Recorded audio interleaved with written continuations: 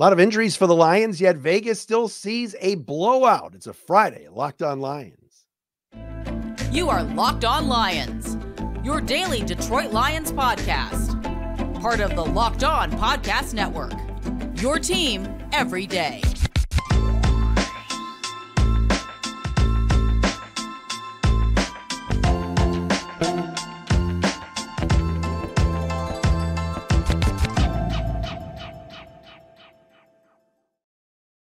What's happening, everybody? Matt Derry with you. It is a Friday edition of Locked On Lions right here on the Locked On Podcast Network. Your team every day on a Friday, October 6th into Saturday, October 7th. We got some football coming up on Sunday at Ford Field.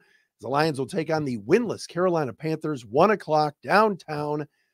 We thank you for making us your first listen, checking us out wherever you get your podcast. We have new listeners today.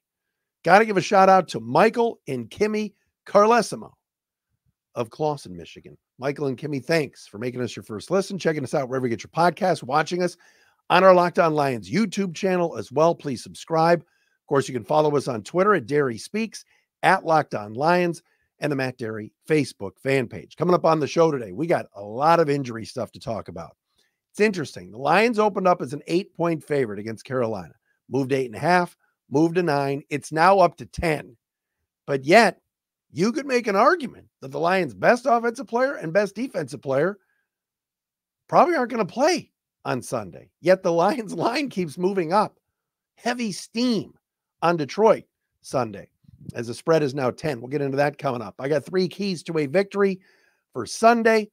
We got to talk about Jameson Williams because I think he's going to play now and get some snaps if Amon-Ra St Brown can't go. And also, yeah, baby, NFC North delivering the goods last night. How about them Bears? Yeah. Hall of Fields is back. Woo, baby. You got to get into that today coming up on Locked On Lions. Our program today brought to you by PrizePicks, the easiest and most exciting way to play daily fantasy sports.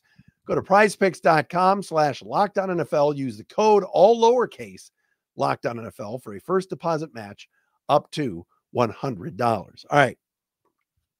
Big day on Sunday. Lions have a chance to get to 4-1 and hand the Panthers their 5th straight loss to start the season. How ironic. Last night, the Bears won. So now the only winless team left is Carolina. And of course, the Bears own the Panthers first round pick because DJ Moore is now a Bear. And boy, he had a great game last night, huh? But let's start with the injuries. Now, at the time of this recording, we have not gotten the final injury report for today, but here's what I can tell you, and here's what I know. Number one, Brian Branch is not going to play on Sunday. All right, that's not happening. The Lions, nickel corner and top tackler and stud defensive back and rookie of the year candidate on defense that ankle's just has not allowed him to practice all week. The Lions hope he can play next week against Tampa Bay. They're not going to put him on the injured list, but Brian Branch is not going to play Sunday against the Panthers. He's just not ready. It's a sprain. It's not good. So that's a huge loss for this team. Brian Branch has been incredible, astoundingly good, amazing. What do you want to say about this rookie 45th overall pick out of Alabama? What can you say? He's everywhere. He's like Roy Kent. He's here, he's there, he's every effing where. I mean, this guy's been unreal. And against the pass, against the run, he snuffs stuff out in the backfield. He's been that good. So this isn't good.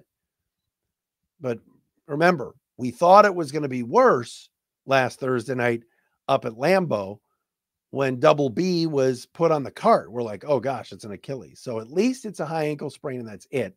And then maybe he'll miss a game, but he's not going to play Sunday. So in his stead, cough, cough, Will Harris is going to play. And Emmanuel Mosley is going to be on a snap count. So we're going to get some Emmanuel Mosley for the first time as a Lion, which is really cool. Excited about that. Coming back from the torn ACL. I think they're going to ease him in, put him on a little bit of a snap count. So he's not going to play a ton, but he's going to get some minutes. He's going to get some burn. He's going to get some snaps. Jerry Jacobs will remain in there too.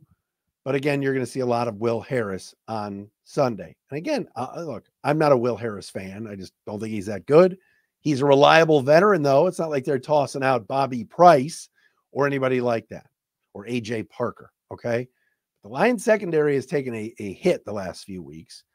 And this one is going to be a big one with Brian Branch not playing against his former college teammate, of course, Bryce Young, the quarterback of the Carolina Panthers. So that is a pretty big injury note. The other key injury to talk about is Amon-Ra St. Brown has an abdominal injury. He hasn't practiced all week. And it's 50-50 whether he plays Sunday. This offense without Amon-Ra is not the same. I remember last year he missed a couple of games. I like the way this offense is humming. The run game should be there this weekend. Maybe this means more Jahmyr Gibbs as a receiver, but that is newsworthy that Amon-Ra St. Brown has not practiced all week. Dan Campbell's hoping that he could play. Maybe there's a chance that he does get out there. But I would say he's going to be doubtful for the game, and they'll make more of a determination on Saturday, tomorrow, on whether or not he can play. Look, he's special. All right. Again, if you take Brian Branch and Amon-Ra off the team, it's hard to win. This opponent and playing at home is a good opportunity. All right. It's a good opportunity to find out what you have. What will Antoine Green do? What about Jameson Williams? And I'll get to that in a moment. What about Gibbs as a receiver? A lot of options that the Lions have. They're not in dire straits, but I think it will hurt them to not have those two guys certainly playing on Sunday at Ford Field. Also on offense, Halapoulivaati Vaitai appears to be back, which is nice. Dan Campbell said they're going to ease him back in as well.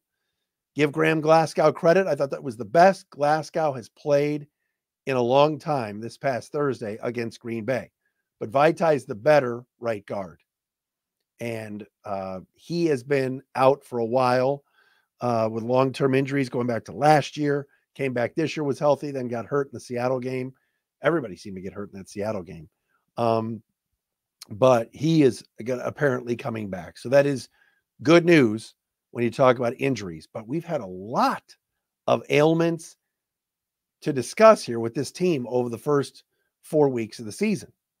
But again, because Brad Holmes and the front office, Chris Spielman, Disner, all these people, John Dorsey, Ray Agnew, they found players. There's depth here. And so for the first time in years, when starters go down, it's not just a death march for this team. There's serious depth. Heck, if something were to happen to Jared Goff, who has played phenomenally well for this team, and all he's done is won games going back to the midway point of last year to this year, but they feel like they could still win with Teddy Bridgewater. So there is an upgrade, and you're seeing the depth all over the roster. So that's a good sign. And there is no reason why this team should not win Sunday, regardless of all these injuries. And heck, Vegas again. All right. 8.5 points was the spread. It's now up to 10. And this is with people and with the sharps and everybody out in Vegas knowing Brian Branch hasn't practiced all week and isn't going to play. Amon-Ra St. Brown hasn't practiced all week. People don't care. They still see this game as being an opportunity for the Lions to pay back Carolina for what happened last year, which was inexcusable. That the Panthers, set like franchise records for rushing, and, Foreman and Hubbard went ballistic on this team. Now it's going to be Hubbard and Miles Sanders this week. And I want to talk about 3 keys for the game coming up next when we get into more about what's going on with this game this weekend, because I think the Lions have got to be on their best behavior here and not treating this game like some sort of trap game. We'll get into some keys coming up next. I want to talk about Jameson Williams as well. And I got to congratulate the Chicago Bears on their first win. But first and foremost, folks, hey, Bird Dogs. Locked On Lions brought to you by Bird Dogs. They make you look good. They feel good too. If you've never worn Bird Dogs khaki stretch pants or even the shorts, they are phenomenal. All right.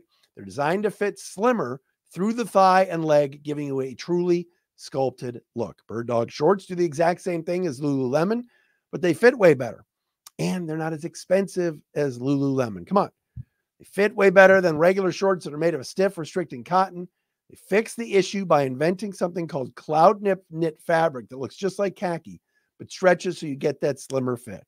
They're functional for any occasion, date night, golf, whatever. All right. I got a pair of bird dogs upstairs. I love them. They're comfortable. They look good. They're not too baggy. They're perfect. All right. They stretch. They feel good in all areas, and I love them. Go to birddogs.com/LockedOnNFL or enter promo code LockedOnNFL at checkout for a free Bird Dogs water bottle with your order. That's birddogs.com/LockedOnNFL for a free water bottle at checkout. You won't want to take your bird dogs off. We promise you.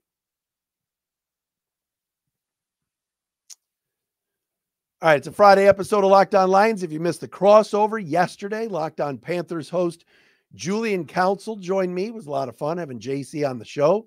He thinks the Panthers can win this game, but didn't pick them to win. He still picked the Lions to win, but he says he expects Carolina to come in here and play much better than they've played. And one thing that Julian said yesterday, which I found very interesting, is that the Panthers have had a lead in all 4 games they've played this year. They've just lost all 4. And second half offense is atrocious. They just can't score. You've got to score to win.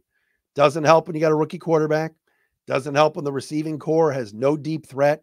And really their best 2 guys are Adam Thielen and former Lion legend DJ Chark. So this is a game that the Lions should win. They should.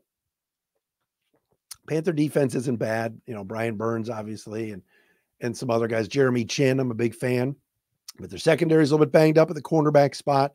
And they just have not been able to block for Bryce Young. They've had major issues on the interior of the offensive line. Let's talk about some 3 keys to getting a win. First one is interior pass rush for the Lions. Check this out. And Jeremy Reisman from Pride of Detroit pointed this out. Panthers left guard Chandler Zavala has allowed 28 pressures this season. 28. No other guard in the entire NFL has allowed more than 14. In week 3 alone, Zavala allowed 14 pressures in 1 game. So if you are Aleem McNeil, John Kaminsky, Isaiah Buggs, Levi Onwuzurike, Hutchinson when he lines up on the inside, any of these guys, you've got to be licking your chops. Chandler Zavala has allowed 28 quarterback pressures. That's pathetic. And again, as Julian Council pointed out yesterday, the Panthers have been without their 2 top guards all season. They've had major issues with injuries across the offensive line, including at left tackle, left guard, and right guard. So it's been an issue for them. Taylor Moton, the pride of Lansing, at right tackle has been pretty good, but they've got issues. Ike Ekwonu has not played well. He's regressed at left tackle. So I'm still looking at interior rush to kind of really get in the face of a rookie quarterback on the road in a hostile environment as my first key for this game. Second key, and I've said it all week and I'll say it again, the Lions have to stop the run. All right. The Lions rush defense has been much improved this year, but last season, whether all the Panthers O-linemen were hurt this year or not, and it's a new group from last year, this year, whatever. Last season, we all remember what happened down at the bank in Charlotte. Foreman and Hubbard went buku crazy on the Lions. It was a clinic in run offense. The Lions could not stop the Panthers running the football. You know, Frank Reich is Mr. Conservative. You know, he wants to take some pressure off of Bryce Young. He's going to want to run the rock. The Lions have to stop it. 1st and 10, handoff to Hubbard. He gets stuffed. That's going to force Young into these 2nd down and longs, 3rd down and longs. All right. Lions have done a great job in stopping the run. Dillon and Jones did not go crazy last week. Algier and Bijan didn't go crazy the week before. It must continue. All right. They're going to play ultra-conservative offense. They have to. They suck. They've got a rookie quarterback. I don't care if he's the number 1 overall pick. He's not been throwing the rock around. They can't protect him. What do? Simple. Try to run the ball. And the Lions have to stop it. And I think they will. I like their chances. But last year, hopefully, was an anomaly. There's no reason. I mean, last year, Hubbard and Foreman went nuts. And the Lions couldn't stop. So that has to be nipped in the bud. That's for sure. And my third key is the trap game. and overlooking. The Lions cannot come into this game thinking we've had 10 days off. We just beat the Packers at Lambeau. We're 3-1. We're atop the division. We're the NFC North champs already. They can't do that. Also, next week, primetime game at 4:25, the late afternoon window on Fox. Lions and Bucks. Bucks off a bye this week are going to be 3-1 going into that game. Baker Mayfield's on College game day tomorrow as the guest picker. Tampa Bay's riding high. They moved that game for a reason, for a primetime matchup between two really good teams. I still don't think Tampa Bay's that good, but whatever. They're 3-1. The Lions cannot take this game this Sunday lightly. All right. Dan Campbell said today something very interesting. He said, we are still a hungry team. We are going to come into this game a hungry team. I hope you're right. All right. What did happen the last time the Lions won a big road game? That was in Kansas City. The next week, they stubbed their toe against Seattle. Now, fresh off of winning at Lambeau, everybody's patting them on the back. Had extra days off. They can't come in and take Carolina lightly. Cannot do it. Got to be aggressive. Got to be into this game. And I look at that as being a big key. Mental toughness, focus. Yeah, we know Carolina sucks. They're no good. All right. Chuba Hubbard is not Jim Brown. All right. Adam Thielen is not Jerry Rice. DJ Chark, we certainly know, is not even Amon-Ra St. Brown. All right. Bryce Young is a rookie.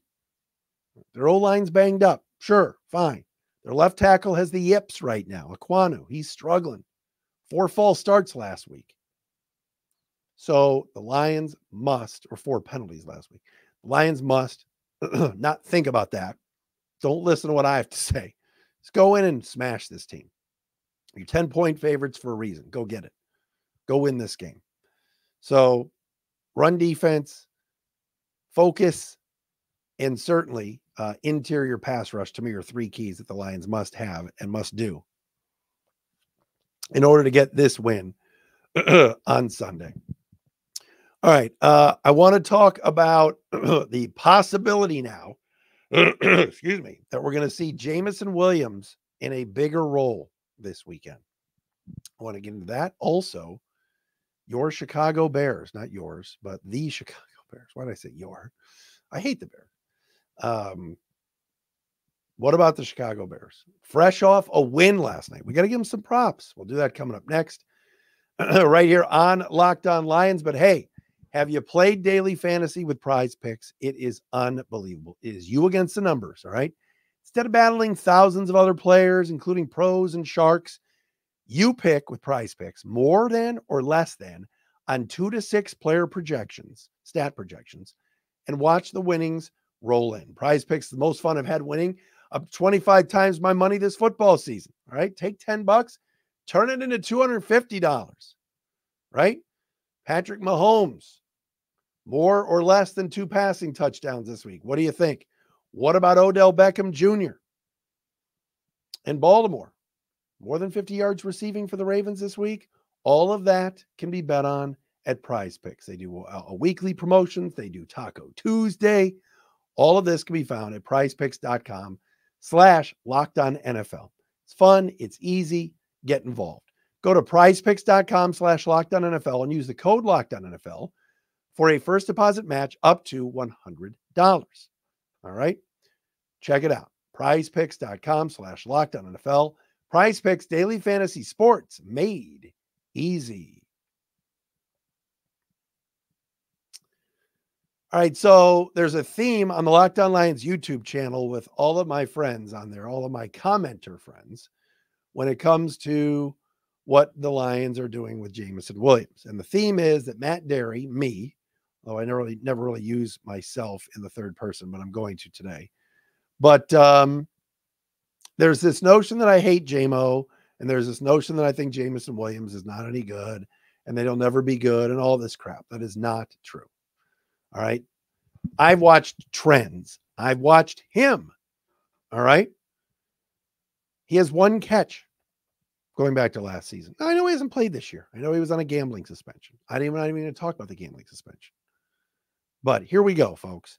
If Amon-Ra St. Brown doesn't play Sunday, this opens up a spot, a chance for Jameson Williams to shine. I'm well aware they don't play really the same position. Amon-Ra is more in the slot. J-Mo is more of a Z or an X receiver. I get all that. But if St. Brown doesn't play on Sunday, it's J-Mo time. Let's go. And can he rise up to the level and make some plays and give the fans something to cheer about? Again, earlier in the week, Dan Campbell said, I just want reliability. I just want him to show up. I just want him to be solid, catch the football. I'm not expecting any big plays. That's what the coach said. But now you take number 14 off this offense. He has to play, right? You can't deactivate him. I mean, I guess you could, right? But they're not calling up 16 other receivers here from the practice squad. He's next man up. He's ready to go. So I'll be very interested seeing what number 9 in the blue uniform has in store for us this weekend. And boy, would it be a nice surprise, especially for me, if he stepped up and made some plays. And again, Panthers DBs have struggled. Cornerback injuries. Here's an opportunity for him. So let's see if he takes advantage of that. Also, keep an eye on Jahmyr Gibbs as a receiver more this week as well, if ARSB does not play. All right, big surprise last night. I was stunned to see the Chicago Bears, Justin Hall of Fields, DJ Moore, and Cole Kmet going ballistic, exploding on the Amazon Prime Thursday night game of the week as the Bears go into Washington and beat up on the Commanders 40-20. Stunning. How about the Bears? Like, what was that? Justin Fields, had time to throw. They ran some design bootlegs for him. He was hitting DJ Moore all over the field. I mean, the guy got robbed of another touchdown when they said he was out of bounds and it wasn't even close. Back of the end zone touchdown throws, back shoulder, in stride. Chicago's got to be like, wait a minute, now we got something here. I still say pump the brakes on Hall of Fields. But last night was really good football played by them. Their interior of their defensive line crushed the Commanders. Fields looked comfortable, and the Bears won a football game. So I'm going to drop the mic here and clap and give them a round of applause. The Bears are no longer winless, now 1-4, as they knocked off the Commanders last night. I want to see more consistency. It's one game. Washington no-showed. Ron Rivera, last week he elected to go to overtime with the Eagles instead of going for 2 and trying to win the football game. That was weak. You knew they were going to lose after that. And then last night his team didn't even show up.